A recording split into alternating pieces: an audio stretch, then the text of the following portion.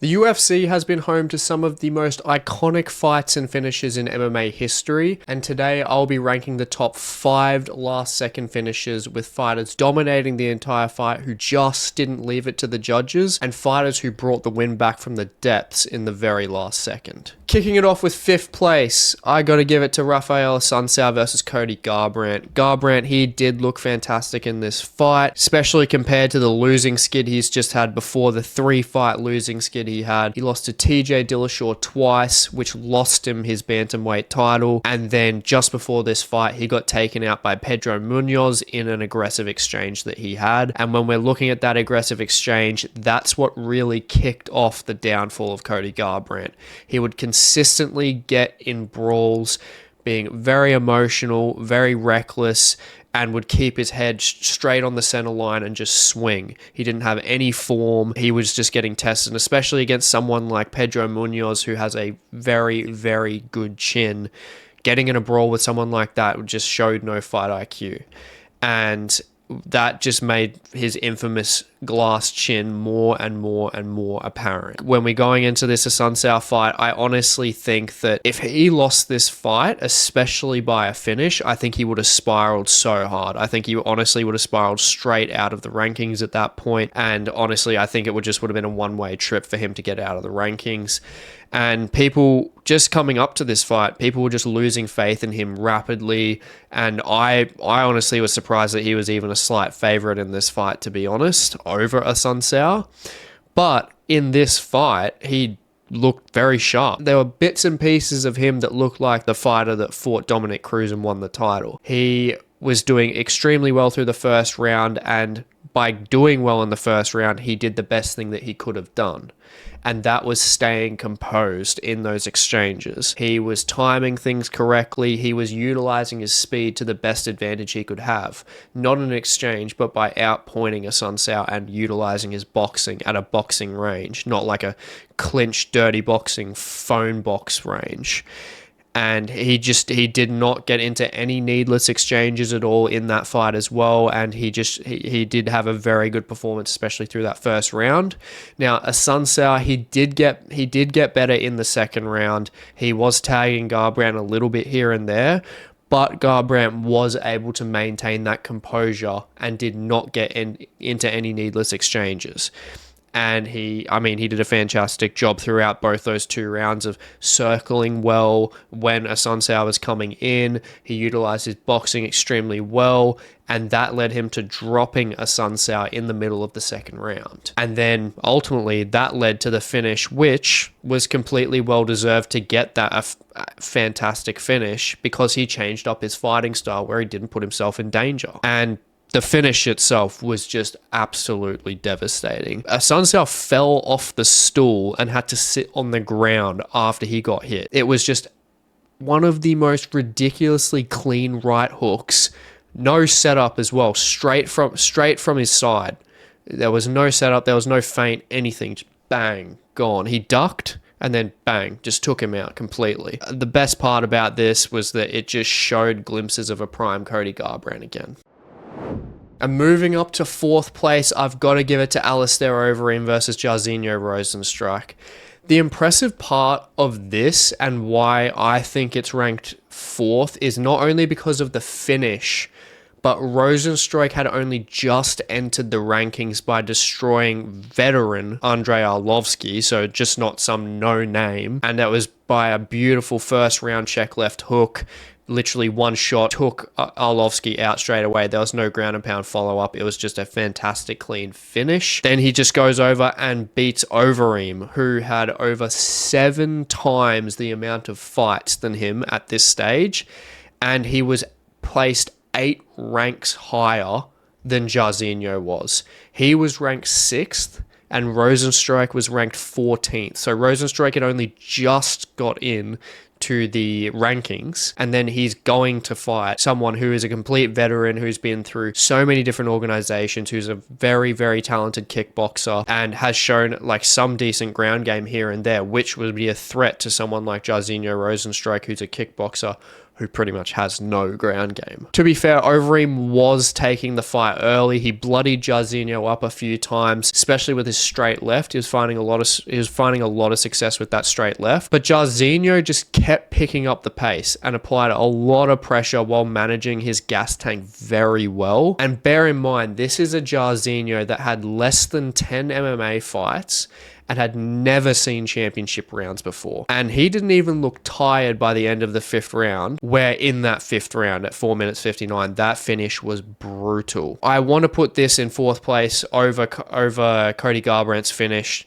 mainly not because of the finish itself, but just because of the iconic damage it did, just annihilating Overeem's top lip with that right hook. It was just a fantastic finish, and especially for the fighter that he was having to face over who Cody Garbrant was having to face, fighting up in that division, a fantastic win and a fantastic highlight reel finish for Jairzinho Rozenstruik. Moving up to our 3rd place taker, I've got to give it to Paul Craig versus Magomed Ankalaev. This fight just ranks so highly for me, mainly thanks to Ankalaev making it age like fine wine.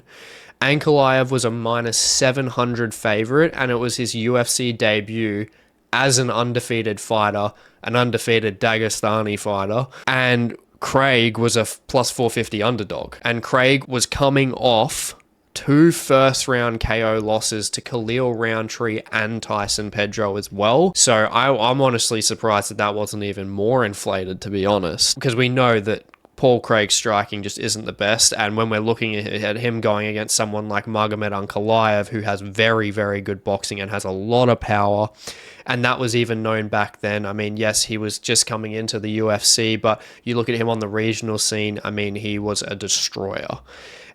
When it came to the fight, Ankalaev was just taking control pretty much the entire fight. He was utilizing that superior boxing, and Craig was only able to secure a takedown with a little bit of control time. He didn't get off any damage or anything like that, but he was able to get it to the ground to nullify that boxing. But ultimately, Craig was just primed to lose a pretty clear 30-27 decision. But in true Paul Craig fashion, he whipped out that triangle choke from guard. And as I said with aging like fine wine, aside from Jan Blachowicz, Ankalaev has pretty much dominated everyone in his career. And considering Paul Craig's form recently, this will probably honestly go down as the most notable finish of his career. Moving on to 2nd place, gotta give it to Korean Zombie versus Yair Rodriguez. Everything about this fight was insane. And I honestly struggled with this and 1st place and who I actually wanted to put. I mean, there's just so much to this fight that was fantastic. Both of them are coming off 2-year layoffs. Zombie was coming back from a knee surgery, and Yair Rodriguez was coming back from Frankie Edgar putting a beating on him and blowing up his eye like a hot air balloon. And that being considered makes their war that they had that much more impressive, honestly. Zombie was in Yair's face, pressuring him back almost the entire fight, and was landing the more effective strikes throughout the early rounds especially. But the fight was extremely competitive, especially towards the end of it. They never took their foot off the gas the entire fight, and it was entirely on the feet. Like, both of them, overall, I believe Korean Zombie stuffed 5 takedowns and Yair stuffed 4. So overall, it was 9 takedowns stuffed. No one got a single takedown successfully. It could be the opposite way around, but either way, 9 takedowns overall, all of them stuffed. So the whole entire fight was completely on the feet, no control time at all. And with that, both of them having those matching Taekwondo styles, both of them are Taekwondo black belts, and both of them have great chins. Obviously, Yair has a great chin, Mexican chin, and Korean Zombie back then at that point did have a pretty good chin, and he's known as a zombie. He's always been durable. With them having that Taekwondo style and those great chins, both of them were very bloodied up. Zombie's nose was busted by about round 3, and Yair's face was just cut to bits, especially by Zombie's straight shots. In this fight, there was spinning back fists, rolling thunders, jumping switch kicks, flying knees, And of course, the holy grail of a ducking elbow for Yair Rodriguez countering Zombie's flurry. Just a perfect fight, which launched Yair Rodriguez deeper into the rankings. And honestly, to top it off, most of all, I honestly stand by this 100%. This fight should be in the Hall of Fame. Just non-stop on the feet, unorthodox style war, just fantastic action, and it was on the 25th anniversary of the UFC. So in all honesty, I think it's just stupid if that fight's not in the Hall of Fame. Now, before we get into my number one pick for the best last second finish in UFC history, I've got two honorable mentions to give you guys, and the first one being Demetrious Johnson versus Kyoji Horiguchi. Now, this one did not make it into the top 5 just due to the pure competitiveness of the fight. I mean, Horiguchi, to his credit, he did get a good first round going. He could have arguably won that first round. He hit Demetrious Johnson with some good shots, but Demetrious Johnson, there's a reason why he's in the GOAT contention. I mean, he was an absolute destroyer in that division. I will be very surprised if he ever gets topped in that division. He was fantastic, especially in the time period he fought Horiguchi.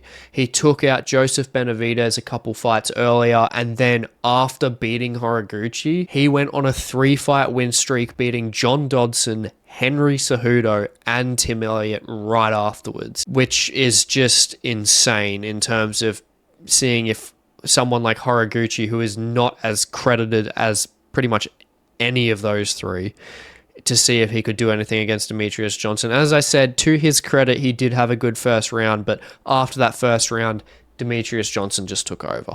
And when it came to the very last second, I mean, the finish was so impressive. In the last 5 seconds, DJ managed to transition from one side, being in a mounted crucifix, to then switch over, transition to the other side, and get the armbar within about 5 seconds to make him tap, which overall, I mean, it just proves further why DJ is in the GOAT contention of MMA. Moving on to the second honorable mention, I'm going to give it to Michael Chiesa versus Jorge Masvidal. If I'm honest, I would put this one at a comfortable 6th place over DJ versus Horiguchi, mainly due to the fact that this fight was so much more competitive than that fight. When you look at DJ versus almost anyone, I mean, just that skill difference is always going to be there to a fairly big extent. Whereas in this fight, especially in this time frame, I mean, it was just so much more competitive overall. Chiesa had a whole lot of momentum behind him. He was undefeated at 9-0 as well, and he just came off winning the Ultimate Fighter Season 15. It was very competitive first round, especially on the feet, which was surprising from Chiesa more so, because Jorge Masvidal is well known for his brawler style, his boxing. He was more naturally known to be cleaner on the feet than Michael Chiesa. But Masvidal got sat on his ass with a 1-2 in the first round pretty quickly, and Chiesa was getting the better of him in that first round in the striking exchange. But then in the second round, Jorge Masvidal came back hard. He was controlling Chiesa well on the ground, and so it was basically kind of a reverse in the fight, which was very strange, and it just shows the unknowns of MMA. When you look at Jorge Masvidal, you expect him to be piecing up Michael Chiesa on the feet, but Michael Chiesa was piecing him up. And then when you look at the ground game, you expect Chiesa to just drown Jorge Masvidal, but Jorge Masvidal was getting better at the ground game. And with that getting better at the ground game, he kicked off the dust choke losing streak for Chiesa's career and gave him his first loss. And when you look at it, I mean, just comparatively to Masvidal's career, out of 35 wins that Masvidal has, he only has 2 submission wins. With being against Chiesa, he's just beaten an undefeated submission-based fighter, which I think just looking at that is extremely impressive, and I think that is what gets it the nod over the honorable mention of Demetrious Johnson versus Kyoji Horiguchi. Now, moving on to first place, the best last second finish of UFC history. No-brainer. Justin Gaethje versus Max Holloway. I mean, aside from the Yair versus Zombie giving it a fairly close competition, I think aside from that fight, this fight is just completely clear. Just a fight that perfectly lived up to the BMF title. Holloway and Gaethje both being fan favorites across the world that, I mean, just to their fighting style, put on an absolute war. And I honestly do wish that this was the main event for UFC 300, and I'm sure a lot of other people would agree with me. But regardless, it's a Hall of Fame fight, no questions asked, and this fight cements both Holloway and Gaethje as individuals in the Hall of Fame. And obviously the fight itself helps out with that too. But when you're looking at Gaethje, I mean, he gave everything in that fight. His nose was busted from the spinning back kick at the end of the first round that Max just dismantled. And Max just dismantled him everywhere, to be honest. But that spinning back kick just set everything off. Soon as he hit it and Gaethje leaned down, it just cracked his nose. And he had breathing issues throughout the whole fight. And then Max just dismantling him. I mean, heaps of leg shots, heaps of body shots and head shots as well. I mean, I think there was over 30 leg strikes, 20 to 30 body strikes, and then the rest were just piled up on Gaethje's head. So it was very evened out. Gaethje was just taking so much damage. But I've got to say, Gaethje was the first to knock Holloway down. Yes, Gaethje got a knockdown. Do not care what the stats say. The stats are wrong. He got the knockdown, hit him on the back, behind the ear, dropped him. Even Max Holloway said that in his interview with Joe Rogan. 100%. It's just pure fact, and I don't know how on earth that wasn't counted as a knockdown. But when we look at Holloway, I mean, speechless, honestly. He had that signature Ricardo Lamas pointing to the ground in the last 10 seconds and was able to be the first fighter to actually flatline Justin Gaethje. Obviously, you got Gaethje, who fought Poirier, who was a TKO finish, and then fought Eddie Alvarez, which was also a TKO finish. And flatline Gaethje in the most anticipated event ever and one of the most memorable fights in MMA history. And speaking of Max Holloway and the BMF title, this has opened up an amazing amount of fights for him, and I cover which one would be best for him in the UFC 300 matchups to make video here on the screen. Like, comment, and subscribe for more MMA content, and I will catch you in the next one.